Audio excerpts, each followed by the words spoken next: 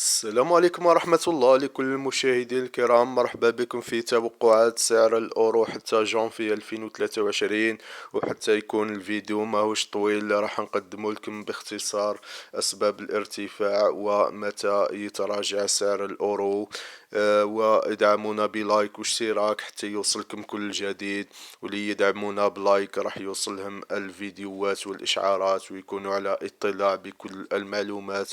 بالنسبة لتساؤلات الإخوة اللي يتساءلوا علاه طلع الأورو في هذه الأيام ووقتاه راح يهبط، وتوقعات يعني 3 شهور في هذا الشهر نوفمبر ديسمبر وجانفي. بالنسبة لأول سؤال، علاش ارتفع سعر الأورو؟ يعني أسباب الارتفاع راجعة لزوج أسباب رئيسية. السبب الأول يعني إيقاف معظم رواتب المتقاعدين بسبب المراجعة، يعني المراجعة خاصة من فرنسا يراجعوا في يعني رواتب المتقاعدين ويطلبوا أوراق منها شهادة الحياة ولإثبات يعني حياة هاد المستفيدين.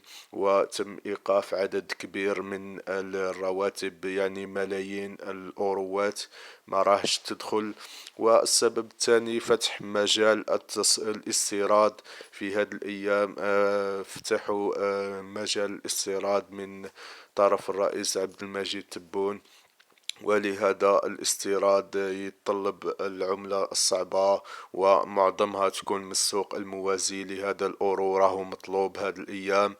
وقتها يتراجع سعر الأورو، يعني وقتها يهبط حسب المعطيات أن نوفمبر وديسمبر راح يبقى يرتفع بسبب الطلب والنقص للأورو.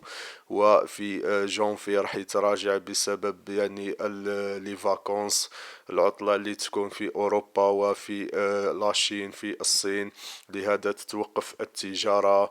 يعني في أوروبا تبدأ يعني احتفالات أعياد الميلاد ولي فاكونس مع رأس العام، ومن بعدها تأتي لي فاكونس تاع لاشين يعني تاع الصين، وتكون فيها فترة أطول من تاع أوروبا، لهذا تتوقف التجارة ويتوقف الطلب على الأورو. والعودة التدريجية لرواتب المتقاعدين بعد المراجعة، يعني ابتداء من جانفي راح يتراجع سعر الأورو في السوق الموازي. هذا باختصار، وراح نقدم لكم فيديو آخر بالأرقام فيه كل التفصيلات، وحتى ما يكونش هذا الفيديو طويل وفيه أهم المعلومات. بالنسبة لسعر الأورو في نهاية شهر ديسمبر، إلى أي مدى ممكن يلحق السعر؟ ممكن يلحق حتى 2,380,000، والله أعلم.